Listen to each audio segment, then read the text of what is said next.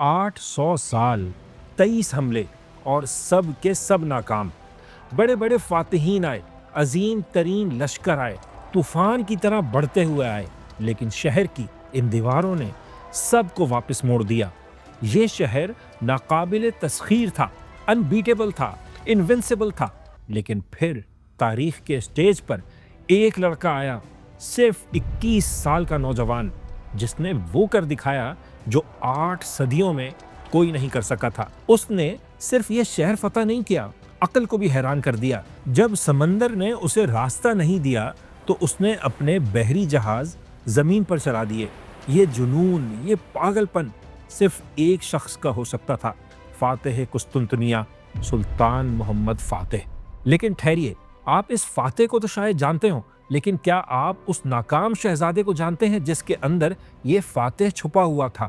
کیا دنیا کو ہلا دینے والے اس سلطان کو جانتے ہیں جسے بچپن میں اس کے اپنے وزیروں اور باپ نے نااہل قرار دے کر تخت سے اتار دیا تھا؟ یہ کہانی ایک فاتح کی نہیں بلکہ ایک کم بیک کی کہانی ہے، اور آج صدیوں بعد بھی ہمیں کم بیک اسٹوریز بڑی پسند آتی ہیں۔ تو آیا اس دریچے پر سلطان محمد فاتح کی کہانی سناتے ہیں، وہ کہ جس نے اپنی ذلت کو اپنی طاقت بنایا، ایک ایسے وقت میں جب اسپین میں مسلمانوں کا سورج غروب ہو رہا تھا، مشرق میں قسطنطنیہ فتح کر کے انہیں ایک نیا عروج عطا کیا۔ اور ہم صرف ان کی عظیم فتوحات ہی نہیں جانیں گے بلکہ ان کی شخصیت کی اس ڈارک سائڈ کی بھی بات کریں گے جس پر ہمارے ہاں عموماً کوئی بات نہیں کرتا۔ اس کہانی میں جوش بھی ہے، جذبہ بھی ہے، عظمت بھی اور المیہ بھی۔ تاریخ کے صفحات دیکھیں، محمد فاتح ایک عظیم ہیرو ہے، لیکن سن 1444 میں وہ صرف ایک ضدی بچہ تھا، بس۔ کہانی شروع ہوتی ہے ان کے والد مراد دوم سے، ایک صوفی طبیعت آدمی جو سالہ سال کی جنگوں اور سیاست سے تنگ آ چکے تھے۔ وہ اب سکون چاہتے تھے، اللہ سے لو لگانا اور عبادت کرنا چاہتے تھے، اور اس کے لیے انہوں نے ایک انتہائی قدم اٹھایا، ایسا فیصلہ کیا جس نے پوری سلطنت کو ہلا کر رکھ دیا۔ انہوں نے یورپ کی طاقتوں کے ساتھ 10 سال کا امن معاہدہ کیا اور تخت اپنے 12 سال کے بیٹے محمد دوم کے حوالے کر دیا۔ ذرا سوچیں، اتنی بڑی سلطنت اور اس کا حکمران ایک 12 سال کا بچہ۔ یہ بات دربار میں بھی کئی وزیروں کو بالکل پسند نہیں آئی، خاص طور پر وزیر اعظم خلیل پاشا کو۔ وہ ذرا مختلف آدمی تھے، انہیں 12 سال کا یہ بچہ بالکل پسند نہیں آیا، کیونکہ محمد بچپن سے ہی بہت ذہین لیکن ذرا مغرور تھا۔ اس لیے خلیل پاشا اور فوج نے محمد کو سیریس لینا چھوڑ دیا، بلکہ الٹا اپنی محفلوں میں اس کا مذاق اڑاتے، اور جب تخت پر اتنا کمزور بادشاہ بیٹھا ہو تو دشمن کو صاف نظر آ جاتا ہے۔ یورپ کے بادشاہوں اور پوپ نے دیکھا کہ عثمانیوں کے تخت پر تو ایک بچہ بیٹھا ہے، تو انہوں نے اپنے امن معاہدے توڑ دیے۔ جی ہاں، 1444 کے معاہدہ ایدرنا کے بعد سلطان سمجھ رہے تھے اب امن قائم ہو جائے گا، لیکن پولینڈ کے بادشاہ ولادسلاو III کی نیت کچھ اور ہی تھی۔ معاہدے پر سائن کرنے کے کچھ ہی دن بعد اس نے اپنے دربار میں اعلان کر دیا کہ وہ کسی معاہدے کے پابند نہیں، اور اگلے 1 سال میں ترکوں کو یورپ سے نکال کر ہی دم لیں گے۔ اور 12 سال کے محمد کو حکومت سنبھالے ابھی 3 ہفتے ہی ہوئے تھے کہ پولینڈ ہی نہیں، یورپ کے کئی ملکوں کی فوج دریائے ڈینیوب پار کر کے عثمانیوں کے علاقے میں داخل ہو چکی تھی۔ محمد کے پاس نہ تجربہ تھا اور نہ ہی فوج اس کے آرڈر پر چلنے والی تھی۔ اب آٹومن امپائر کو ایگزسٹینشیل تھریٹ کا سامنا تھا، اور اسے ایک ہی شخص بچا سکتا تھا، خود سلطان مراد دوم۔ خلیل پاشا نے محمد سے کہا کہ فوراً اپنے باپ کو واپس بلاؤ، یہ معاملہ تم سے نہیں سنبھالا جائے گا۔ یہ ننھے سلطان کے لیے سمجھے پہلا جھٹکا تھا۔ اس نے ضد میں آ کر انکار کر دیا، لیکن جب حالات قابو سے باہر ہو گئے تو بالآخر اس نے اپنے والد کو خط لکھ ڈالا۔ یہ تاریخ کا سب سے مشہور اور شاید کسی بیٹے کا اپنے باپ کو لکھا گیا سب سے عجیب خط ہوگا، کیونکہ اس میں لکھا تھا، اگر آپ سلطان ہیں تو تشریف لائیں اور اپنی فوج کی قیادت کریں، لیکن اگر میں ہی سلطان ہوں تو میں آپ کو حکم دیتا ہوں کہ آئیں اور میری فوج کو لیڈ کریں۔ سمجھے، یہ ایک بچے کی فریاد بھی تھی اور ایک بادشاہ کا حکم بھی۔ سلطان مراد اس حکم پر واپس آئے، فوج کو خود لیڈ کیا اور مشہور بیٹل آف وانا میں کروسیڈرز آرمی کو ایک عبرتناک شکست دی، جس میں ولادسلاو بھی مارا گیا۔ سلطنت تو بچ گئی، لیکن شہزادہ محمد ہار گیا۔ سلطان مراد دوبارہ تخت پر بیٹھ گئے اور 12 سال کے محمد کو دور دراز علاقے مانیسا بھیج دیا گیا۔ خلیل پاشا جیت گیا۔ فوج ہنس رہی تھی کیونکہ ایک بادشاہ کو تخت سے اتار کر اسے دوبارہ شہزادہ بنا دیا گیا تھا۔ یہ وہ تذلیل تھی، وہ ہیوملیشن تھی جو عثمانیوں میں کسی بادشاہ کو نہیں ملی، لیکن یہی وہ زخم تھا جس نے محمد کی نفسیات کو ہمیشہ کے لیے بدل دیا۔ اس دن مانیسا کے محل میں ایک بچہ رویا نہیں، اس نے ایک قسم کھائی کہ وہ واپس آئے گا، اور جب وہ واپس آئے گا تو خلیل پاشا جیسے وزیروں کا محتاج نہیں ہوگا۔ وہ دنیا کو دکھا دے گا کہ وہ کون ہے اور وہ کیا کر سکتا ہے۔ 7 سال گزر گئے۔ سن 1451 سلطان مراد کا انتقال ہو گیا اور 19 سال کے محمد دوم کو دوسری مرتبہ تخت پر بٹھا دیا گیا، لیکن اب وہ بچہ نہیں تھا۔ سمجھے ایک بنا بنایا طوفان تھا جسے اپنی طاقت ثابت کرنے کے لیے ایک بڑے کارنامے کی ضرورت تھی، ایسا کارنامہ جو اس کے باپ دادا میں سے کسی نے نہ کیا ہو، بلکہ صدیوں سے کوئی نہ کر پایا ہو۔ اس نے اپنی سلطنت کے نقشے پر نظر ڈالی اور اس کے بیچوں بیچ اسے ایک شہر نظر آیا، قسطنطنیہ۔ شہر نہیں، اس کی انا، اس کی عزت اور اس کی واپسی کا واحد راستہ۔ اس زمانے میں عثمانی سلطنت 2 حصوں میں بٹی ہوئی تھی، ایک حصہ ایشیا میں یعنی اناتولیا اور دوسرا یورپ میں جسے رومیلیا کہتے تھے، اور دونوں حصوں کے بالکل درمیان میں سمجھے سلطنت کے دل میں دشمن کا ایک شہر تھا، عثمانیوں کے حلق میں پھنسی ہوئی ہڈی۔ جب عثمانی فوج یورپ میں جنگ لڑنے جاتی تو یہ قسطنطنیہ والے پیچھے سے حملہ کر دیتے۔ جب کوئی شہزادہ بغاوت کرتا تو یہاں کے بادشاہ اسے پناہ دیتے۔ محمد دوم جانتا تھا کہ جب تک یہ شہر بیچ میں ہے عثمانی سلطنت کبھی سلطنت نہیں بن سکتی، یہ ہمیشہ کمزور رہے گی۔ یہ صرف ایک شہر فتح کرنے کا جنون نہیں تھا، ایک ابھرتی ہوئی سلطنت کی جیو پولیٹیکل ضرورت تھی۔ پھر یہ وہ زمانہ تھا جب اسلامی دنیا ایک بہت بڑے بحران کا شکار تھی۔ یورپ کے دوسرے کونے پر یعنی موجودہ اسپین میں مسلمانوں کے صدیوں پرانے اقتدار کا خاتمہ ہو رہا تھا۔ مسلمانوں کا آخری قلعہ غرناطہ مسیحی فوجوں کے گھیرے میں تھا۔ مسجدوں کو گرجا گھروں میں بدلا جا رہا تھا، اذانیں خاموش ہو رہی تھیں۔ اسلام یورپ سے ہمیشہ کے لیے بے دخل ہونے والا تھا۔ اگر یورپ میں اسلام کو زندہ رہنا ہے تو اسے ایک نئے ٹھکانے کی ضرورت تھی۔ اگر مغرب کا دروازہ بند ہو رہا تھا تو مشرق میں دروازہ توڑنے کی ضرورت تھی، اور وہ دروازہ تھا قسطنطنیہ۔ کہتے ہیں نوجوان سلطان پر قسطنطنیہ کا جنون طاری ہو گیا تھا۔ وہ اٹھتے بیٹھتے کھاتے پیتے چلتے پھرتے ہر جگہ یہی سوچتا تھا، کہتا تھا یا تو میں اس شہر پر غالب آ جاؤں گا یا یہ شہر مجھے کھا جائے گا۔ جنوری 1453 میں اس نے تمام وزیروں کو بلا کر اس موضوع پر بات کی اور آخر میں ایک جاندار تقریر کی جس کے آخری الفاظ تھے، تو بغیر کسی تاخیر کے شہر پر حملہ کرتے ہیں، اس عزم کے ساتھ کہ یا تو ایک ہی حملے میں اسے پا لیں گے یا کبھی اس سے دستبردار نہیں ہوں گے، چاہے ہمیں موت آ جائے۔ اس تقریر پر دربار میں ایسا جذباتی ماحول بن گیا کہ خلیل پاشا سمیت جنگ کے مخالف وزیروں کو ہاں کہنی پڑی، اور پھر تیاری شروع ہو گئی، ایسی تیاری جو دنیا نے پہلے کبھی نہیں دیکھی تھی۔ اس نے سب سے پہلے قسطنطنیہ کا گلا گھونٹنے کا فیصلہ کیا۔ شہر کے ساتھ گزرنے والی سمندری گزرگاہ باسفورس کے تنگ ترین مقام پر صرف 4 مہینے میں ایک عظیم و شان قلعہ کھڑا کر دیا۔ نام تھا رومیلی حصار، بلکہ نہیں، اس کا ایک عام نام بھی تھا، دی تھروٹ کٹر یعنی شہرک کاٹنے والا۔ اب بلیک سی سے کوئی جہاز، کوئی اناج، کوئی مدد قسطنطنیہ تک نہیں پہنچ سکتی تھی۔ اس کام کے بعد نوجوان سلطان نے ٹیکنالوجی کا رخ کیا۔ اسے معلوم تھا کہ قسطنطنیہ کی دیواریں کوئی نہیں توڑ سکتا۔ جو دیواریں صدیوں میں نہیں گری، اب کیسے گریں گی؟ اس چیز سے جو آج تک استعمال نہیں ہوئی۔ ہنگری کا ایک انجینئر اوربان اس کے پاس لایا گیا جس نے کہا، میں ایسی توپ بنا سکتا ہوں جو قسطنطنیہ کیا بابل کی دیواریں بھی گرا دے۔ سلطان نے کہا، بناؤ، منہ مانگی قیمت ملے گی۔ جی ہاں، ایک طرف اسپین میں مسیحی تاریخ بدل رہے تھے تو دوسری طرف قسطنطنیہ کے باہر مسلمان بھی نئی تاریخ لکھنے کی تیاری کر رہے تھے۔ طاقت کا توازن مغرب سے مشرق کی طرف منتقل ہو رہا تھا، اور 1453 کی بہار میں محمد فاتح اپنی فوج اور عظیم الشان توپیں لے کر قسطنطنیہ کی دیواروں کے نیچے پہنچ چکا تھا۔ گیمزون 6 اپریل 1453 قسطنطنیہ کا محاصرہ شروع ہو گیا۔ اور اسے سمجھنے کے لیے آپ کو شہر کے جغرافیے کو سمجھنا پڑے گا۔ یہ دیکھیں، قسطنطنیہ ایک جزیرہ نما پر بنا ہوا ہے۔ مشرق میں آبنائے باسفورس ہے، وہ سمندری راستہ جو یورپ اور ایشیا کو ایک دوسرے سے الگ کرتا ہے۔ اس کے جنوب میں سی آف مارمرا اور شمال میں گولڈن ہارن نام کی ایک چھوٹی سی خلیج ہے۔ یعنی شہر تین طرف سے تو قدرتی طور پر محفوظ ہے، اور جو ایک سائڈ بچتی ہے وہاں پر ایک عظیم الشان دیوار تھی۔ بلکہ دیوار کیا، دیواریں تھیں جنہوں نے صدیوں تک بڑے بڑے فاتحین کو ناکام بنایا تھا۔ اب ان کا مقابلہ محمد دوم کی بنوائی ہوئی توپوں سے تھا۔ ان میں سب سے بڑی توپ کو بنانے والے کے نام پر اوربان کہا جاتا تھا۔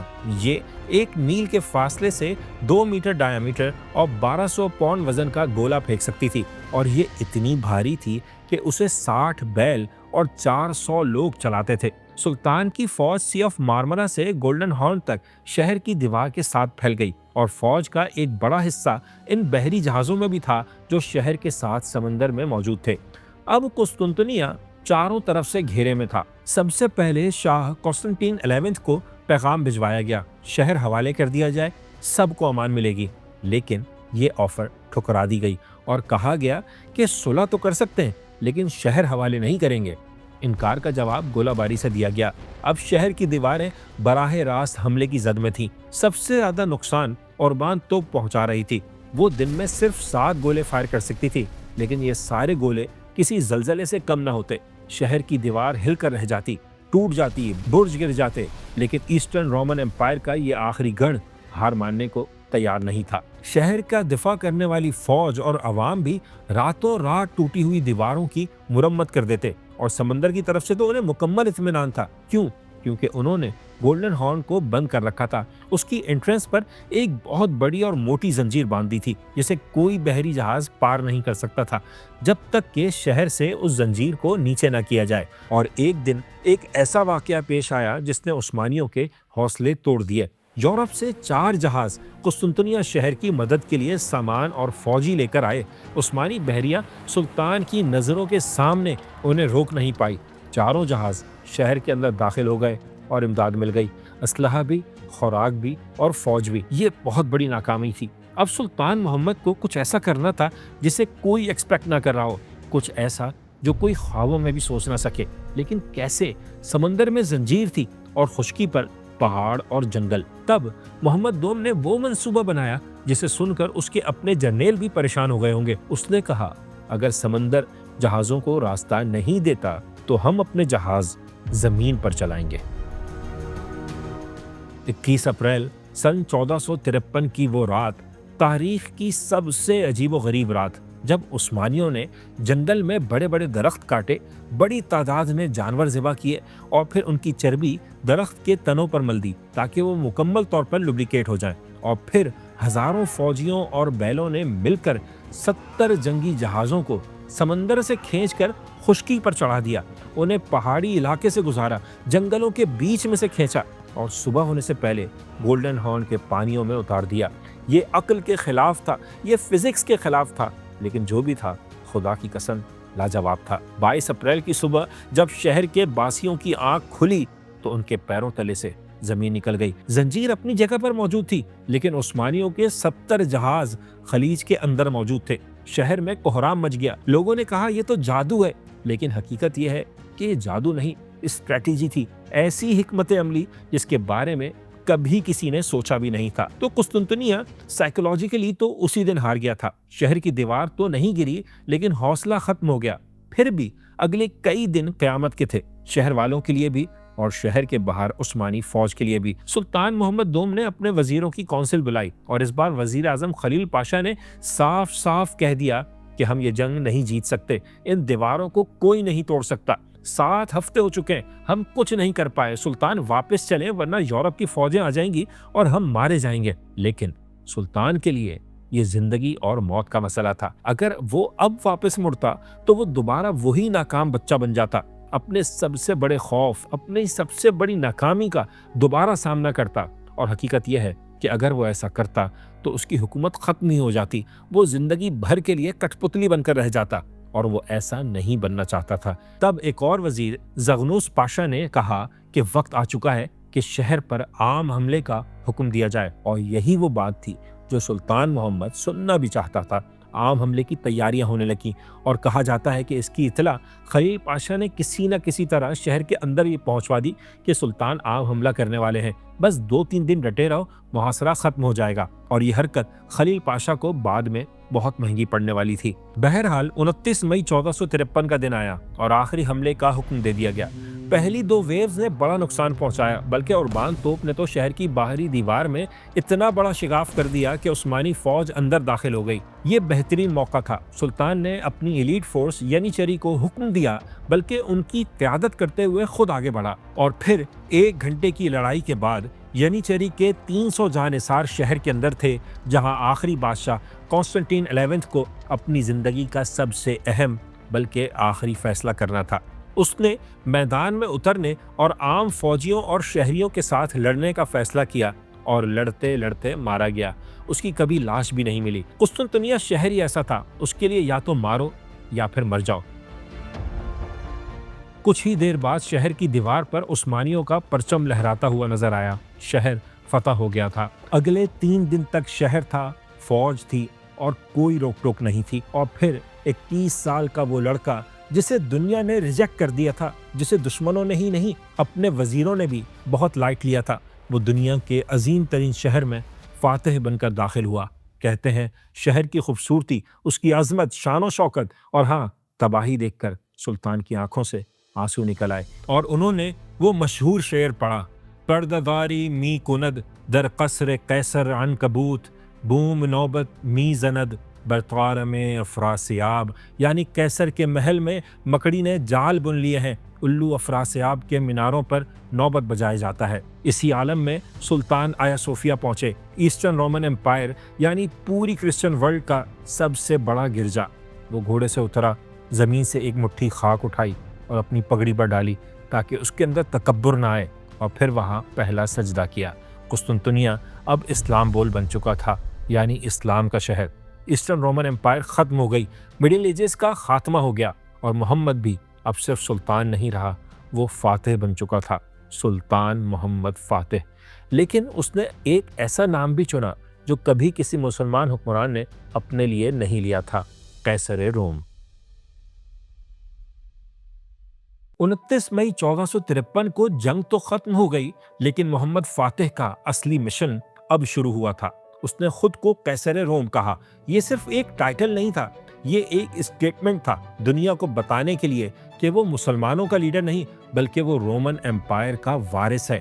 ایسا حکمران ہے جس کا ویژن صرف زمین نہیں، دل اور دماغ فتح کرنا ہے۔ اس نے استنبول کو پھر زندہ کر دیا، مسلمانوں کو ہی نہیں، یونانیوں کو، یہودیوں کو، مسیحیوں کو، سب کو شہر میں واپس لایا، یہ کہہ کر کہ یہ شہر اب سب کا ہے۔ سلطان محمد فاتح نے ایک ایسا ملٹی کلچرل شہر بنایا جو اس وقت کے یورپ میں ناممکن تھا۔ پھر سلطان فاتح نے شہر میں ایک عظیم الشان محل توپ کاپی بنوایا جو آج بھی تاریخی حیثیت رکھتا ہے۔ پھر ایک عظیم الشان جامع مسجد بھی بنوائی جو ان کے نام پر فاتح جامع کہلاتی ہے۔ اور سب سے اہم، انہوں نے صحابی رسول صلی اللہ علیہ وسلم حضرت ابو ایوب انصاری رضی اللہ عنہ کی قبر کی تلاش کروائی، اور شیخ الاسلام کی نشاندہی پر ان کا مزار اور ایک عظیم الشان مسجد بنوائی۔ لیکن ایک عظیم سلطنت بنانے کے لیے صرف ویژن نہیں، علم نہیں، بلکہ طاقت کی بھی ضرورت ہوتی ہے۔ گیم آف تھرونز کا وہ سین تو آپ نے دیکھا ہی ہوگا، پاور از پاور۔ جب لڑائی تخت کی ہو، اختیار اور طاقت کی ہو تو بہت کچھ کرنا پڑتا ہے۔ محمد فاتح نے بھی اس کامیابی کے بعد اپنی طاقت کو مضبوط کرنے کے لیے ایک اہم کام کیا۔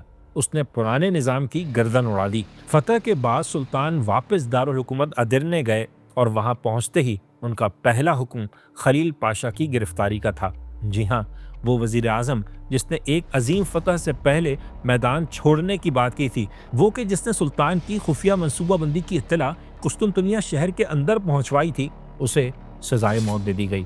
یہ عثمانی تاریخ میں پہلا موقع تھا کہ بادشاہ نے کسی وزیر اعظم کو قتل کروایا ہو۔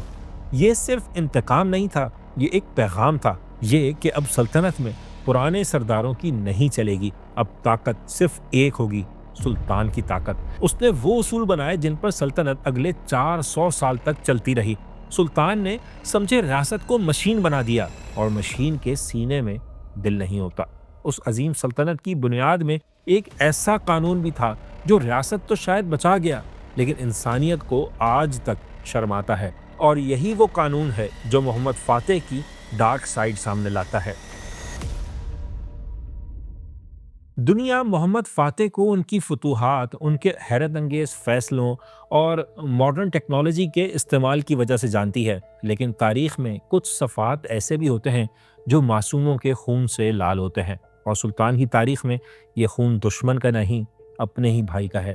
جب محمد فاتح دوسری بار تخت پر بیٹھا تو اس کا سب سے پہلا حکم کیا تھا؟ کسی قلعے کی فتح نہیں، اس کا پہلا حکم تھا اپنے شیرخوار بھائی شہزادہ احمد کی موت کا۔ احمد جو ابھی دودھ پیتا تھا، جس نے ابھی دنیا دیکھی بھی نہیں تھی، لیکن سلطان کو ڈر تھا کہ کل کو یہ بچہ بڑا ہو کر بغاوت کر سکتا ہے، سلطنت کو دو ٹکڑے کر سکتا ہے۔ تو اس نے اپنے جلاد کو بھیجا اور اس بچے کو حمام میں نہلاتے ہوئے پانی میں ڈبو کر مار دیا گیا۔ ایک عظیم فاتح ایک معصوم بچے کا قاتل بن گیا۔ کیا یہ ضروری تھا؟ کیا اقتدار واقعی اتنا اہم ہوتا ہوگا؟ تبھی کہتے ہیں پاور از پاور۔ لیکن محمد فاتح نے بس یہیں پر بس نہیں کیا، اس نے اس قتل کو قانونی شکل دے دی۔ اس نے اپنے قانون نامے میں وہ لکھا جس کی وجہ سے کئی صدیوں تک عثمانی محل قتل گاہ بنا رہا۔ اس نے لکھا، میرے بیٹوں میں سے جسے بھی اللہ سلطنت عطا کرے اس کے لیے جائز ہے کہ وہ سلطنت کے نظام کی بہتری کے لیے اپنے بھائیوں کو قتل کر دے۔ یہ تھا وہ لا آف فریٹریسائڈ، یعنی بھائیوں کے قتل کا قانون۔ اس قانون کی منطق کیا ہے؟ اسلام تو کہتا ہے انسان کی جان سب سے زیادہ محترم ہے، لیکن سلطان محمد فاتح کے خیال میں ریاست کا مفاد کسی بھی انسان کی جان سے بڑا ہے۔ ان کے خیال میں اگر کسی سلطان کے بھائی زندہ ہوں تو خانہ جنگی لازمی ہوگی، ہزاروں لوگ مریں گے، دشمن فائدہ اٹھائیں گے۔ اس سے بہتر ہے کہ ایک شہزادہ مر جائے اور ہزاروں لاکھوں لوگ بچ جائیں۔ یہ ریاست کو بچانے کا سب سے ظالمانہ طریقہ تھا، کیونکہ اس قانون کی وجہ سے بعد میں آنے والے سلطانوں نے اپنے 19 بھائیوں کو قتل کروایا۔ ایک سلطان مرتا تو نئے سلطان کے ساتھ جنازوں کی لائنیں لگ جاتی، باپ بیٹے کا دشمن بن گیا اور بھائی بھائی کا۔ اس میں کوئی شک نہیں کہ محمد فاتح ایک ملٹری جینیس تھا، لیکن وہ بادشاہت کے اس نظام کا قیدی بھی تھا۔ اب آپ کہیں گے کہ میں ہمیشہ بادشاہت کے نظام پر تنقید کرتا رہتا ہوں، ہر وقت اس میں کیڑے نکالتا رہتا ہوں۔ بھائی آپ بتائیں پھر میں کیا کروں؟ ایک ایسا سسٹم جس میں صدیوں میں صرف ایک یا دو حکمران ٹھیک آئیں، جہاں حکومت صرف اس لیے کسی شخص کو ملے کہ وہ کسی کا بیٹا ہے، کسی کا بھائی ہے، چچا ہے، کزن ہے، تو میں اس نظام کو کرٹیسائز کیوں نہ کروں؟ پھر سب سے اہم بات، یہ ایسا نظام ہے جس میں ٹرانسفر آف پاور یعنی اقتدار کی منتقلی کا کوئی پرامن طریقہ ہے ہی نہیں۔ آپ میں دم ہے تو حکومت لے لیں، نہیں ہے تو مرنے کے لیے تیار ہو جائیں۔ اور اس نظام میں تخت تک پہنچنے کا راستہ بس ایک ہی ہے، اپنوں کی لاشوں سے گزر کر جانا۔ اس لیے فاتح سے لے کر اورنگزیب تک ہر بڑے بادشاہ کو یہی راستہ لینا پڑا، چاہتے ہوئے یا نہ چاہتے ہوئے۔ سمجھے، یہ اس سسٹم کا مینوفیکچرنگ فالٹ ہے، اور یہی اس کہانی کی وہ ڈارک سائیڈ ہے۔ اس میں یا تو تخت ہے یا تختہ ہے، اور یہی وہ پہلو ہے جسے ڈراموں میں، فلموں میں یا بڑی حد تک کتابوں میں بھی چھپا دیا جاتا ہے۔ لیکن جتنا بھی چھپائیں، تاریخ کبھی معاف نہیں کرتی، وہ آپ کے کارنامے بھی لکھتی ہے اور آپ کے جرائم بھی۔ فال آف کانسٹنٹینوپل کے بعد یورپ میں کوہرام برپا ہو گیا۔ کہا جاتا ہے کہ پوپ نکولس پنجم نے سلطان کو شیطان کی اولاد قرار دیا اور اس کے خلاف جنگ کا اعلان کر دیا۔ لیکن اب یورپ میں سلطان کے قدم روکنے والا کوئی نہیں تھا۔ یورپ میں کوئی مائی کا لال ایسا نہیں تھا جو فاتح کے قدم روک پاتا، اور زیادہ دن نہیں لگے، قسطنطنیہ ہی نہیں، یونان بھی سلطان محمد فاتح کے قدموں میں تھا۔ جی ہاں، کریڈل آف ویسٹرن سویلائزیشن بھی مسلمانوں کے ہاتھوں میں تھا۔ پھر ایک کے بعد ایک سربیا، بوسنیا، ولاچیا، کرائمیا، البانیا، یہاں تک کہ اٹلی کے ساحل اور ٹورانٹو پر بھی عثمانیوں کا قبضہ ہو گیا۔ یہ پورے یورپ کے لیے خطرے کی گھنٹی تھی۔ ایک بادشاہ جو خود کو کیسر روم کہتا ہے، اس کی فوجیں اٹلی کی سرزمین پر پہنچ چکی تھیں۔ فیصلہ کن لڑائی کا وقت آ چکا تھا۔ 1481 کے موسم بہار میں سلطان نے فوج جمع کرنے کا حکم دیا۔ استنبول کے ایشیائی حصے میں فوج جمع ہوئی۔ کسی کو کچھ نہیں بتایا گیا کہ کہاں جانا ہے۔ کیا سلطان روڈس کے جزیرے پر حملہ کریں گے یا مصر کی مملوک سلطنت اگلا ٹارگٹ ہوگی؟ کہتے ہیں کسی نے سلطان سے پوچھ بھی لیا کہ آپ کا ارادہ کہاں کا ہے۔ سلطان نے جواب دیا کہ اگر مجھے یہ پتہ چل جائے کہ میری داڑھی کے ایک بال کو بھی میرے اصل ارادے کی خبر ہے تو میں اسے نوچ کر آگ میں ڈال دوں گا۔ فوج کا سفر شروع ہوا، آہستہ، بہت ہی آہستہ۔ और अभी वो अगले शहर भी नहीं पहुंची थी कि काफिला रोक लिया गया। क्यों? क्योंकि सुल्तान मोहम्मद फातेह का इंतकाल हो चुका था। 3 मई 1481 को सिर्फ 49 साल की उम्र में और 30 साल के इक़्तिदार के बाद वो चल बसे। कुछ लोग कहते हैं सुल्तान को जहर दिया गया था, कुछ कहते हैं कोई बीमारी थी, लेकिन जो भी हो, फातेह ने जाते जाते दुनिया ही बदल दी। आज जब हम पीछे मुड़कर देखते हैं तो हमें एक नहीं 2 मोहम्मद नजर आते हैं। एक वो जो फातेह था, जिसने 21 साल की उम्र में नामुमकिन को मुमकिन कर दिखाया, जिसने इस्लाम को यूरोप के अंदर तक पहुंचाया, वो जिसने साइंस, आर्ट और कल्चर की कद्र की, वो 6 ज़बानें रवानी से बोलता था, शायरी करता था। लेकिन दूसरी तरफ वो एक बादशाह था, ऐसा सियासतदान जिसने इक़्तिदार के लिए खून के रिश्ते तक भुला दिए, एक ऐसे खूनी निज़ाम की बुनियाद रखी जिसने कई सदियों तक उस्मानी महल को खौफ की अलामत बनाए रखा। तो तारीख का फैसला क्या है? सुल्तान मोहम्मद फातेह एक हीरो या एक जालिम? शायद दोनों। यही वो पैराडॉक्स है जो बड़े लोगों की लाइफ में होता है। उनकी कामयाबियां भी बड़ी होती हैं और उनके गुनाह भी बड़े होते हैं, लेकिन यह अजमत मुफ्त में नहीं मिलती। Greatness comes at a price. आज के इस्तांबुल में जब भी अजान होती है तो शायद उसका कुछ सवाब फातेह के नामा एमाल में भी जाता होगा, लेकिन उसकी कीमत उन्होंने अपने बचपन, अपने सुकून और अपने भाई के खून की सूरत में चुकाई होगी। इसमें कोई शक नहीं कि वो एक अजीम फातेह थे। हम सुल्तान मोहम्मद फातेह की तलवार को सलाम करते हैं, लेकिन हमें उस निज़ाम पर सवाल ज़रूर उठाना चाहिए जो एक इंसान को खुदा बना देता है। वो मुकम्मल तौर पर मासूम लोगों की ज़िंदगी और मौत के फैसले करने का इख्तियार तक देता है, और उसकी नज़र में सबसे बड़ा रुतबा इंसान का नहीं, रियासत का है। अगर यही रियासत है और उसका यही दस्तूर है तो मैं नहीं मानता।